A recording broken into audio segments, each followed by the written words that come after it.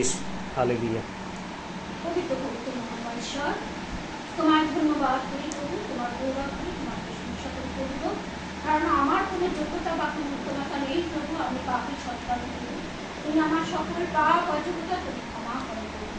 প্রভু আজ যেখানে আমাকে দান করিয়েছো প্রভু, আমার যোগ্যতা নয় প্রভু, তুমি মহিমান্বিত হও প্রভু। প্রভু এখন যে কি সঙ্গীত আমি পাঠ করবো প্রভু, আমি নয় প্রভু, আমার মধ্যে তুমি বলতে প্রভু। আমার জীবন অবস্থা তাকে তুমি আশীর্বাদ করো প্রভু। তুমি তো বলেছো প্রভু, তোমরা কি বলবে না বলে আমি তোমার মুখ সরল করবো। দয়া করো, আশীর্বাদ করো প্রভু। আমার মধ্যে দিয়ে তুমি গৌরবান্বিত মহিমান্বিত, আমার পাপ সকল তুমি ক্ষমা করো। সঙ্গে থাকো, সাহায্য করো, যিশু নামে চাই, আমেন।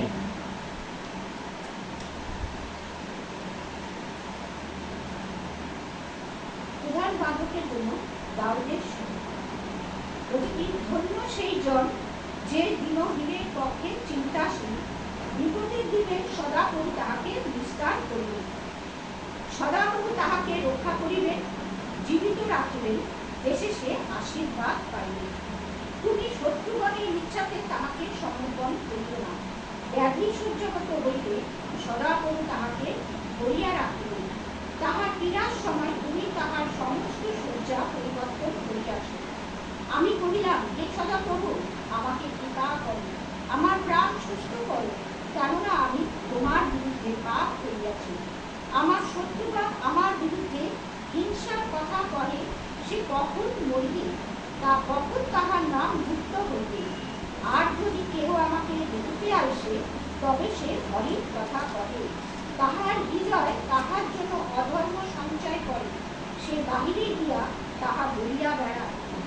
আমার বিদ্বেষীগণ সকলে একত্র হইয়া আমার বিরুদ্ধে কানাকানি করে, তাহারা আমার বিপক্ষে অনিষ্ট কল্পনা করে।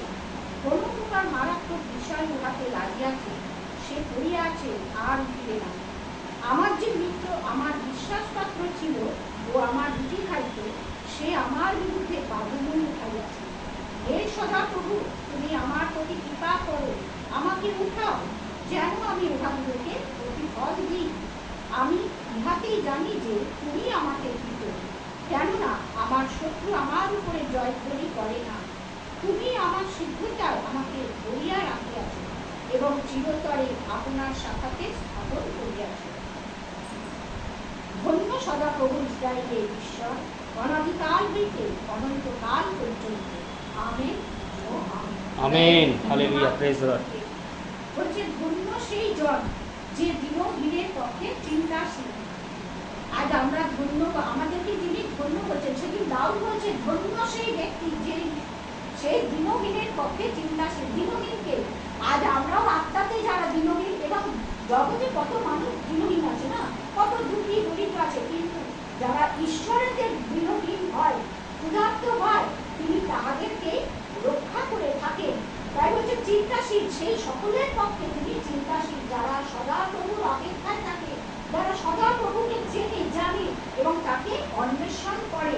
তাই বলছে ধন্য সেই জন যে দিনহীনের পক্ষে চিন্তাশীল। আমরাও যেমন যে ধনী দরিদ্র কত মানুষ আছে জগতে, তারা অনেকে কি করে, দিন দরিদ্র দেখলে কি করে জগতের মানুষকে তুচ্ছ জ্ঞান করে, কিন্তু আমাদের প্রভু, কিন্তু তিনি অন্তর্যামী ঈশ্বর, তিনি অন্তরে নিরীক্ষণ করে থাকেন, তিনি আমাদের জন্য কি করে, চিন্তাশীল। তিনি ক্ষুদ্র মহান কাউকে যদি মুখ দেখা করেন না, তার কাছে সকলেই সমান।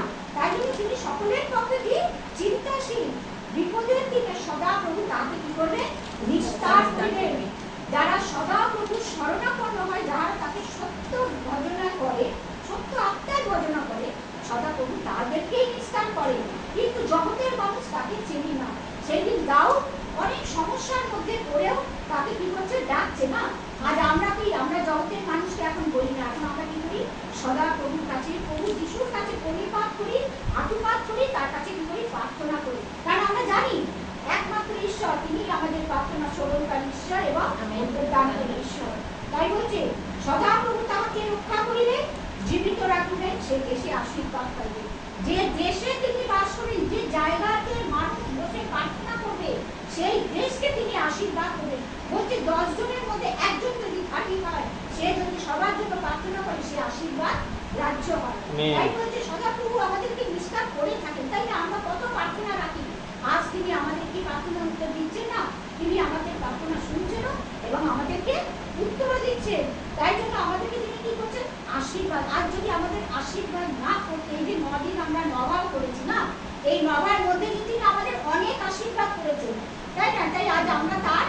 আশীর্বাদে ধন্য হয়েছি।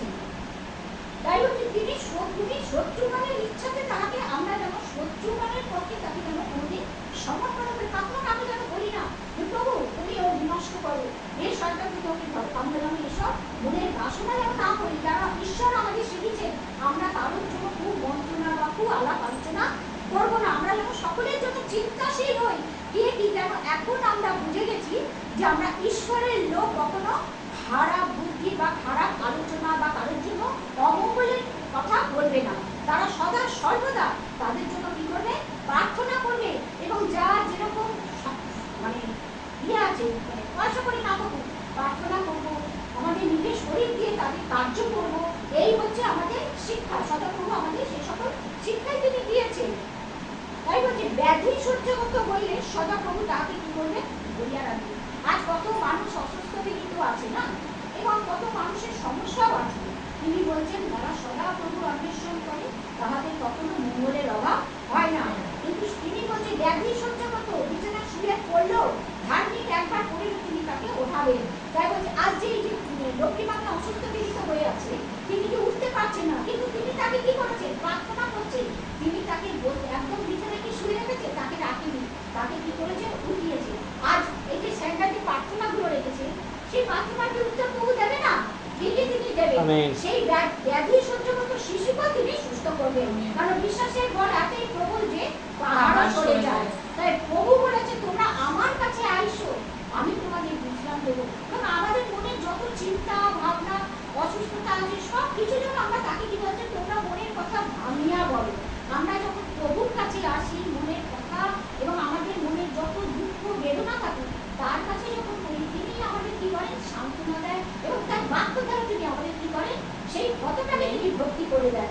তাই প্রভুকে ধন্যবাদ করি। তাই বলছি ব্যাধি সহ্য করতে হইলে সদাপ্রভু তাকে ধরিয়া রাখবেন, ছেড়ে দেবেন না। তাহার পীড়ার সময় তিনি তাহার সমস্ত শয্যা তিনি কি করবেন? পরিবর্তন করবেন। তিনি যে এখন বিছনায় পড়ে আছে সে বিছনায় আর পড়ে থাকবে না, তিনি তাকে কি করবেন? উঠাবেন। তুমি সেদিন এক পক্ষপাতিকে কি করেছিল? 38 বছরের সেই পক্ষপাতিকে না, তিনি বলেছিল তুমি কি করো? উঠে দাঁড়াও। সে কি করেছিল? সে উঠে দাঁড়িয়েছিল লক্ষ্য দিয়ে না। কার কথাতে? যিশুর একটা কথাতে।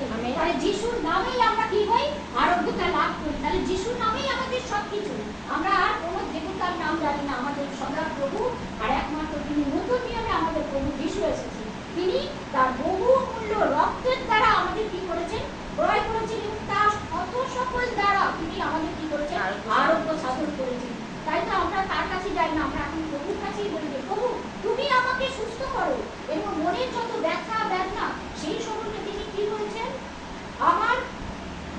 আমি কহিলাম হে সদাপ্রভু আমাকে কৃপা করো, আমার প্রাণ সুস্থ করো, কেননা আমি তোমার বিরুদ্ধে পাপ করিয়াছি। সেদিন দাউদ বলছি না, পাপ স্বীকার করছে আর বলছে আমাকে কি করো?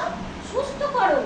তার ভেতরে যত ভাবনা চিন্তা যা কিছু ছিল তিনি বলছেন যে তুমি আমাকে সুস্থ করো। এখন আমরাও মনে মনে এক একটা যখন পাপ করি, হয়তো আমাদের মনে অনুশোচনা আসে না, তখন ঈশ্বরের লোকরা ভুলে গেছে যে আমরা পাপ করি। যখনই পাপ করি তখন আমরা কি করি? প্রভুর কাছে ক্ষমা চাই এবং ক্ষমা চাইলে তিনি আমাদের কি করেন? সুস্থ করেন। মানে আমাদেরকে ক্ষমা দিয়ে পরিতৃপ্ত করেন। তিনি আমার পাপ ক্ষমা করেছেন, তাই না? কেননা আমি তোমার বিরুদ্ধে পাপ করিয়াছি, আমার শত্রুগণ আমার বিরুদ্ধে কি হচ্ছে? হিংসার কথা করে। কিন্তু দাউদের বিরুদ্ধে কত তাড়না করেছে না, তাকে কত জায়গায় তাড়না করেছে বধ করার জন্য। কিন্তু তার ছেলে জোনাথন ছিল তার পিতার পাত্র না, তাকে বন্ধু ছিল, তাকে ভালোবাসতো। তার পিতা চাইছে তাকে বধ করতে, আর ছেলে তাকে কি করছে? বাঁচাচ্ছে। তাহলে এটা কি হলো? ঈশ্বরের আশীর্বাদ। কিন্তু সদাপ্রভু দাউদের সঙ্গে সঙ্গে ছিল, তার মধ্যবর্তী ছিল, তাকে সবসময় কি করতো? সাহায্য করতো। কোন পথে যাবে তার সেই পবিত্র আত্মার দ্বারা। আজ তিনি আমাদেরকে সেই পবিত্র আত্মা, যে সহায়ক আত্মা তিনি আমাদের দান করেছেন, সেই আত্মার দ্বারা তিনি কি করছেন? আমাদের পরিচালনা করছেন, আমাদের শিক্ষা দিচ্ছেন আমরা কোন পথে যাব, কি কাজ করব, তিনি আমাদেরকে চালিত করেন। তাই জন্য প্রভুকে ধন্যবাদ করি আমরা যে এমন প্রভুকে পেয়েছি যে তিনি আমাদের সকল বিষয়, তিনি আমাদের চিন্তাশীল, তিনি আমাদের সকল পথে তিনি আমাকে কি করছেন? জ্ঞাত করছেন। তিনি বলছেন আমি তোমাদের কোনো কিছু থেকে অজ্ঞাত রাখবো না, সব কিছুই তোমাদের জানাবো। পিতার কাছ থেকে তিনি যা যা জেনেছেন সকল কিছুই তিনি আমাদের জানিয়েছেন। তাই বলছে আমার শত্রুগণ ইচ্ছার কথা বলে সে কখন মরিবে, কখন তাহার নাম মুক্ত হবে। এখন জগতের মানুষ আমাদেরও যত শত্রুরা আছে, কিন্তু আমরা তাদেরকে অভিশাপও দিই না, তাদের জন্য কি করি আমরা প্রার্থনা করি। কিন্তু আমাদের বিপক্ষ যারা শত্রু তারা কি করে, এই যে স্যান্ডার ঘরকে স্যান্ডার যে ভালো ঘর করেছে এই করেছে, পাশে যারা শত্রু আছে তারা কি করে, সহ্য করতে পারে না, তারা কি করে টুক টুক করে তাকে কি করতে চায়, বিনষ্ট করতে চায়। এবং বাইরে গিয়ে কি করে কানাকানি করে বলে না এ বাবা এ এত পয়সা পেলো করতে গিয়ে এত কিছু করছে কোথা থেকে। মানুষের মধ্যে সে কুকল্পনা কুভাব পাপটা ভেতরে ভর্তি আছে। তারা কি করছে, তারা জগতের পাপ আত্মার মধ্যে কি আছে, শুয়ে আছে। কিন্তু আমরা ঈশ্বরের লোক, আমরা জানি মানুষ যাই বলি একমাত্র আমার ঈশ্বর তিনি হৃদয় নিরীক্ষণ করে থাকেন। আমাদের হৃদয় কি আছে, আমরা কোথা থেকে কি করছি একমাত্র তিনিই জানেন। মানুষ বলুক, কিন্তু আমরা জানি। তাই বলে সেদিনকে দাউদ বলছে যে তিনি আমার বিপক্ষ যারা আছে তারা আমার মৃত্যুর কামনা করছে। আমরা কারোর মৃত্যু কামনা করবো না, কারণ জীবনদাতা আমরা নয়, একমাত্র ঈশ্বর আমার সদা প্রভু, তিনি আমাদের জীবনদাতা ঈশ্বর, তিনি আমাদের জীবন দিয়েছেন। আমরা কেন তাদের মরণ কামনা করবো? যিনি এই যে এত ওই যে ট্রেন অ্যাক্সিডেন্ট হয়েছে তার মধ্যে অত লোক মারা গেছে, একজন বেঁচেছে, এটা কার পরিকল্পনা? এটা হচ্ছে প্রভুর পরিকল্পনা। কিন্তু প্রভু তাকে বাঁচিয়েছে, সে নিশ্চয়ই হয়তো সে তখন মনে মনে ঈশ্বরকে, সে যে জাতিই হোক সে যদি ঈশ্বরকে ডাকে সে কি করে, তাকে উত্তর দেবে না? তাহলে সে অতগুলোর মধ্যে তাকে একজনকে বাঁচিয়েছে। তাহলে প্রভুকে ধন্যবাদ করি যে ঈশ্বরের পরিকল্পনা আমরা কোনোদিনই বুঝতে পারি না। আর যে পরিকল্পনা করা তার কাছ থেকেই আসে, এবং আমরা কোন পথে চলবো, কি করবো না করবো, তিনি তো পরামর্শদাতা, তিনি আমাদের সেই পবিত্র আত্মার দ্বারা আমাদেরকে পরামর্শ দিন। কেন? তিনি আমাদের শিক্ষক, তিনি আমাদের উকিল হয়ে সেই পরামর্শ দিয়ে থাকেন। তাই বলছি, আর যদি কেউ আমাকে দেখিতে আসে তবে সে কলিক কথা, যে বললো কলিক কথা মানে নানান রকম কল্পনা করে থাকে। তারা ভাবে হয়তো কোনো মারাত্মক রোগ হয়েছে, কিন্তু আদৌ জানে না তার বিষয়টা কি, তার কি। কিন্তু মানুষের মন, জগতের মানুষ তারা ঈশ্বরকে চেনে না, জানে না, তাদের মনের মধ্যে কি আছে, পাপ ঘুরি মেরে আছে। সেই জন্য মানুষের মধ্যে ভালোটাকেও দেখতে পারে না, সে তার কুকল্পনা করেই থাকে যে কখন সে মরবে, কখন আমরা আনন্দ উল্লাস করবো।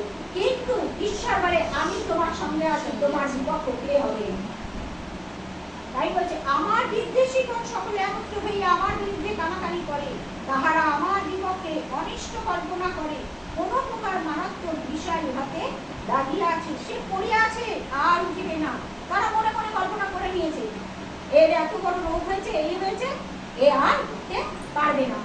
কিন্তু আমার সদাপ্রভু সর্ব রোগের চিকিৎসক, তিনি আমাদের উত্তরদানকারী ঈশ্বর, তিনি আরোগ্য সাধককারী ঈশ্বর, তিনি আমাদের সকল রোগের থেকে কি করেন, রক্ষা করেন এবং সুস্থ করেন। তিনি আমাদের যতই ক্ষত হোক সেই সকল পরিপূরণ করে তার ক্ষত সকল দ্বারা, তার বহুমূল্য রক্তের দ্বারা। কারণ তিনি তার রক্তের দ্বারা তিনি কি করেছেন, আমাদের ক্রয় করেছেন।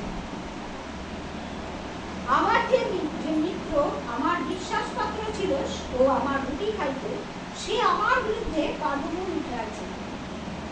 সেদিন দাউদ বলছে যে প্রীতির পাত্র ছিল, সে সেদিন কি করেছিল, ওর বিরুদ্ধে কুকল্পনা করেছিল।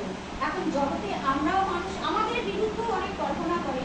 আমাদের যত মানুষ আছে, আমাদের হয়তো ভাবি ও বাবা আমি ওকে বিশ্বাস করলাম, সেই বিশ্বাসী লোকই কিন্তু ছুরি ভোগায়, পিছনে পিছনে ছুরি ভোগায়। কেন?